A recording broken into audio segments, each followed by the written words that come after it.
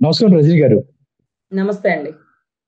Madam, supreme court ఈ రోజు ఒక సంచలనమైనటువంటి తీర్పుని వెలువరించింది మేడం.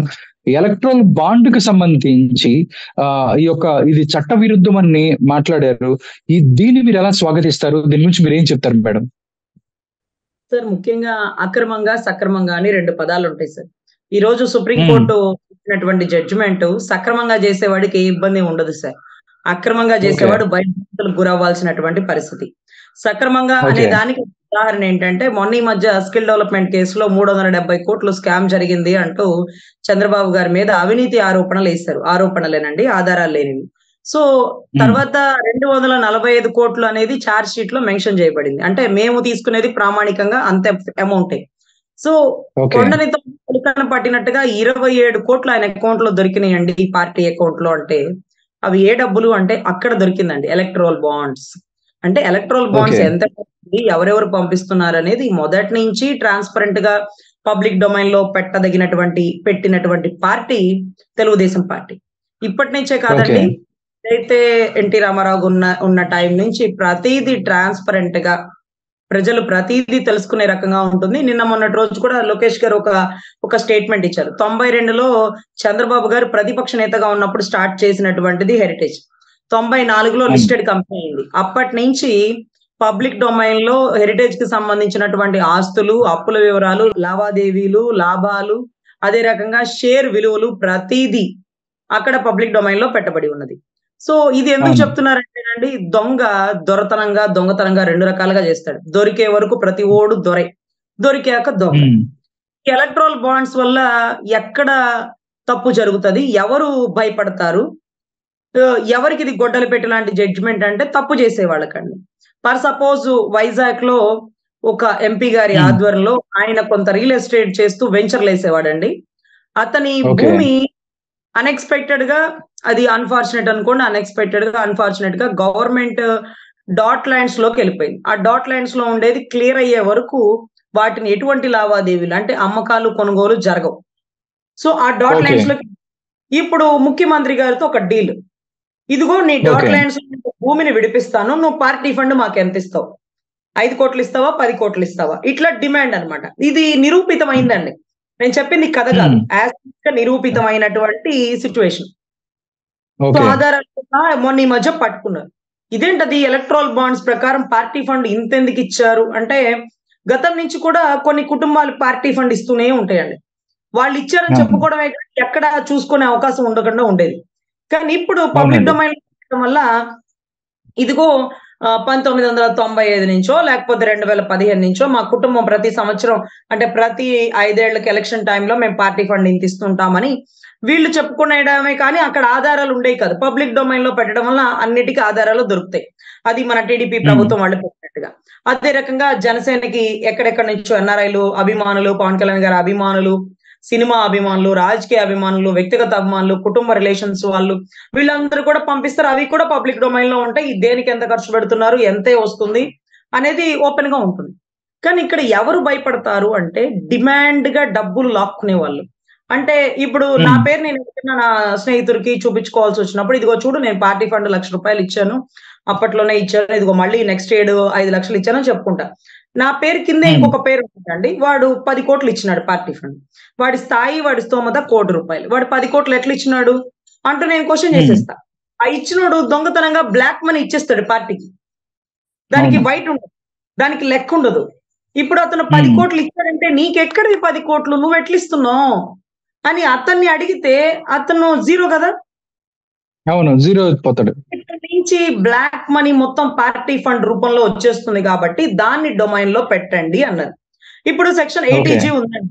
80 ప్రకారం మనం ఏం చేస్తాము? నేను టీటీడీ దేవస్థానానికి ప్రతి ఏటా 10,00,000 ఇస్తున్నానని చెప్తా. ఆ 10,00,000 నేను సాలరీలో డిడక్ట్ చేసుకోవడానికి ఐటీ రిటర్న్స్‌కి చూపించుకుంటా. అప్పుడు ఐటీ రిటర్న్స్ వాడంటాడు అసలు ఈ 10,00,000 నీకెక్కడివి అంటాడు. అవును సార్ నా సాలరీలోంచి ఇలా వచ్చింది. నా ఇన్‌కమ్ ఇంత, నా సాలరీ ఇంత, దాంట్లో ఇంత డిడక్షన్ చెప్పుకుంటా. ఇప్పుడు ఈ బ్లాక్ మనీ ఇప్పుడు దొరికిపోతది. సో, ఇప్పుడు అవును. పార్టీకి డబ్బిచ్చే ప్రతి ఓడు సార్ అక్కడ పబ్లిక్ డొమైన్‌లో నా పేరు కనపడదు సార్. అక్కడ 5,00,00,000 అని కనపడిద్ది. నా ఆదాయం 5,00,00,000 లేదు. నేను పార్టీ ఫండ్ ఇచ్చానంటే నా బొక్కలు ఇరగనూకుతారు ఐటీ వాళ్ళు. హ్మ్. వద్దొద్దులేదు సార్ హ్మ్. ఏమన్నుంటే కింద నుంచి ఇస్తానంటాడు. కింద నుంచి ఇచ్చింది లెక్కెట్లా తెలుస్తది? సో ఏదైనా ఓపెన్ గా ఇదిగోండి నా పార్టీ ఫండ్ 10 కోట్లు ఉన్నాయి, 20 కోట్లు ఉన్నాయి, 50 కోట్లు ఉన్నాయని చెప్పుకోవాలి. నిన్న గనక టీడీపీ అవును. చంద్రబాబు గారు నా పార్టీ ఫండ్ 27 కోట్లు ఉందని చెప్పినట్టుగా. సో 200 కోట్లు వచ్చేసినాయి, 300 కోట్లు వచ్చేసినాయి, ఎట్లమ్మా ఏ దారి మళ్ళీ వచ్చేసినాయి? ఇవన్నీ లెక్క చెప్పేటప్పటికి ఎవరికి వారు భయపడి పార్టీ ఫండ్ ఇవ్వడానికో, లేకపోతే ఇంకొక దావలో ఇవ్వడానికో, లేకపోతే ఇంకొకటండి పార్టీ ఫండ్ ఇన్ని కోట్లు కలెక్ట్ చేస్తున్నటువంటి పార్టీ దాన్ని దేనికి వాడాలి? అంటే పార్టీ ఓకే. ఫండ్ ఇచ్చి ఒక్కడు పార్టీ ఆదర్శాల కోసం ఇస్తాడు. వాటిని పార్టీ ఫ్లెక్సీలకి, లేకపోతే ఏదైతే పార్టీ వల్ల భోజనాలకి, లేకపోతే ఆఫీసుల మెయింటెనెన్స్ కి, లేకపోతే సభలు పెట్టుకోవడానికి వీటన్నిటికీ వాడాల. వాడకుండా వచ్చిన పార్టీ ఫండ్ అంతా ఏదైతే అధినాయకులు ఉన్నారో వాళ్ళు తొక్కేస్తే నొక్కేస్తే, అవును. ఎందుకంటే రేపు ఓడిపోతుంది అనుకోండి వైసీపీ ప్రభుత్వం, పార్టీ ఫండ్ ఒక 100 కోట్లు ఉందనుకోండి, ఆ 100 కోట్లకు లెక్క చెప్పాలిగా. అవును. సో ఓడిపోయే అంటే ఆరిపోయే దీపానికి ఇప్పుడు వెలుగు ఎక్కువ వచ్చి ఆయన ఎక్కువ ఒత్తి పోసి నీరు పోసినా దీపం ఒత్తి అయిపోతే అది ఆరిపోవడమేగా. అవును. సో అంటే ఇచ్చేవాళ్ళు భయపడుతుంటారండి. ఏదైతే పబ్లిక్ డొమైన్ లో పట్టేటప్పటికి ప్రతి ఒక్కడు నిజాయితీగా ఇచ్చేవాడు మాత్రమే కనపడతాడు. నిజాయితీగా బ్లాక్ మనీ ఏదైతే ఉందో 100% దొరికిపోయే అవకాశాలు ఉంటాయి. సుప్రీంకోర్టు ఇచ్చినటువంటి జడ్జిమెంట్ ఎలక్షన్ కి ముందు ఇవ్వడం వల్ల పబ్లిక్ డొమైన్ లో మేము కూడా ఆన్లైన్ చూస్తామండి. వైసీపీకి ఎంత ఫండ్ వచ్చింది, ఎవరెవరు ఇచ్చారు, పక్క దేశాన్ని నుంచి ఇంత వచ్చిందా, ఈ రాష్ట్రం నుంచి ఇంత వచ్చిందా, అరే రే వీడి స్థాయికి అంత లేదే, వీడు అంత ఫండ్ ఎలా ఇచ్చినాడు అంటూ ఖచ్చితంగా ప్రతి ఒక్కరు ఇంట్రెస్ట్ గా తెలుసుకుంటాం. ఓకే. So okay madam. దీనివల్ల జడ్జిమెంట్ అండి ఇది చాలా ఉపయోగకరం. పార్టీకి అభివృద్ధికి కానీ, పార్టీ ప్రగతికి కానీ, ఇచ్చిన డబ్బు సద్వినియోగం చేసుకోవడంలో కూడా అంటే ఎక్స్‌పెన్సెస్ చూపిస్తారు, ఇన్‌కమ్ చూపిస్తారు. కాబట్టి రెండిటికి ట్రాన్స్‌పరెంట్ గా ఉంటుందండి. మా గాజు గ్లాస్ లాగా. Right madam. అంటే 2018లో ఈ ఎలక్ట్రల్ బాండ్స్ ఏదైతే ఉన్నాయో అక్కడి నుంచి వచ్చాయి. కానీ లెక్కల ప్రకారం 16,000 కోట్ల రూపాయలు ఇప్పుడు వరకు ఎలక్ట్రల్ బాండ్స్ ద్వారా వస్తే దాంట్లో 53% బీజేపీకి మాత్రమే వెళ్ళాయి. మిగతా అంటే దేశంలో ఎన్నో పార్టీలు ఉన్నాయి. బీజేపీకి 53% వెళ్తే మిగతాది 47% దేశంలోని మిగతా పార్టీలకి చూసుకున్నట్లయితే ఏమనిపిస్తుంది మేడం? అంటే నేనున్నాను ఇప్పుడు నేను ఒక పారిశ్రామికవేత్తని. ఫ్యూచర్ లో నాకు ఏదన్నా పరిశ్రమకు సంబంధించి ఏదన్నా సెంట్రల్ గవర్నమెంట్ నుంచి ఏదన్నా ఒక వెసులుబాటు కావాలి. నేను 40 ఫండ్ ఇస్తే సరిపోతుందా? అట్లాగే ఇప్పటిదాకా జరిగింది అనుకోవచ్చా? సార్ పార్టీ ఫండ్ అనేది ఎందుకు ఇస్తారో మీకు చెప్పాను. ఆ పార్టీ మీద ఉండేటటువంటి అభిమానంతో, ఆ అధినాయకుడి మీద ఉండే నమ్మకంతో. ఈ రోజు ఓకే. అండి సర్దార్ వల్లభాయ్ పటేల్ గారికి విగ్రహం పెట్టాలన్న ఆలోచన వచ్చినటువంటి నరేంద్ర మోడీ గారు హి వాజ్ అన్ ఎక్సలెంట్ అండి. ఎందుకంటే అప్పట్లో హైదరాబాదు సంస్థానాన్ని మన భారతదేశంలో విలీనం చేయాలని యుద్ధం ప్రకటించినప్పుడు జవహర్లాల్ నెహ్రూ గారు కానీ, గాంధీ గారు కానీ ఎందుకు ఈ గొడవలు వదిలేసేయండి వాళ్ళకి అన్నారు. అంటే ఎక్కడో పాకిస్తాన్ బోర్డర్, ఎక్కడో హైదరాబాదు. ఇది వాళ్ళకెలా వదిలేస్తాము, మధ్యలో ఉంది, ఎప్పటికీ గొడవలు జరుగుతానే ఉంటాయి.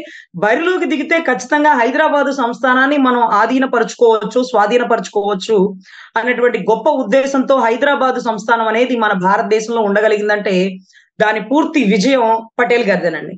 అదే రకంగా కాశ్మీర్ నుంచి కన్యాకుమారి వరకు భారతదేశం అవ్వాల్సిందే అన్నటువంటి ప్రాతిపదికలో ఏదైతే నెహ్రూ గారు కాశ్మీర్ ని వదిలేయండి, గొడవలు అవుతాయి, అక్కడ పండిట్స్ ఉన్నారు, వాళ్ళకి ఎందుకు డిస్టర్బ్ చేస్తారు, వాళ్ళని వదిలేసేయండి, వాళ్ళని స్వయం ప్రతిపత్తిగా ప్రకటించండి, వాళ్ళని మనతో కలపద్దు, పాకిస్తాన్ లో విలీనం వద్దు, విడిగా ఉంటారంటే విడిగా ఉండాల్సిన పరిస్థితి లేదు, భారతదేశంలో కలుపుకోవచ్చు, వాళ్ళు పండిట్స్ వాళ్ళు ఇష్టపడుతున్నారు అంటే యుద్ధం ప్రకటించడానికి భయపడి దాన్ని వదిలేసినారండి. సో ఇవన్నీ చేసిన వ్యక్తి ఎవరు అంటే కాశ్మీర్ నుంచి ఈ రోజు కన్యాకుమారి వరకు భారతదేశంలో కలిపింది ఎవరండి? నరేంద్ర మోడీ గారే కదా. ఇంతవరకు రామ జన్మ భూమి అంటేనే రాముడు జన్మించిన భూమి. ఆ ఏరియా పేరు కూడా అదేనండి, రామ్ జన్మ భూమి. దాని కేర్ ఆఫ్ అడ్రస్ కూడా అదే రాస్తాం. ఏదైతే అయోధ్య పరిభాష, అయోధ్య కేర్ ఆఫ్ రామ్ జన్మభూమి అనే మన డోర్ నెంబర్ తో సహా రాసినట్టుగా అడ్రస్ కోడ్ ఉంటుందండి. అటువంటిది ఒక సివిల్ కేసు లాగా దాని ప్రామాణికంగా ఉండి ఇన్ని సంవత్సరాలు జరిగిన కేసులో మొట్టమొదటిసారిగా ఈయన ఆధ్వర్యంలో అయోధ్యలో ఏదైతే రాముడికి మందిరం కడుతుంటే పక్క దేశాల నుంచి ఫండ్ ఇచ్చిన వాళ్ళు ఉన్నారండి.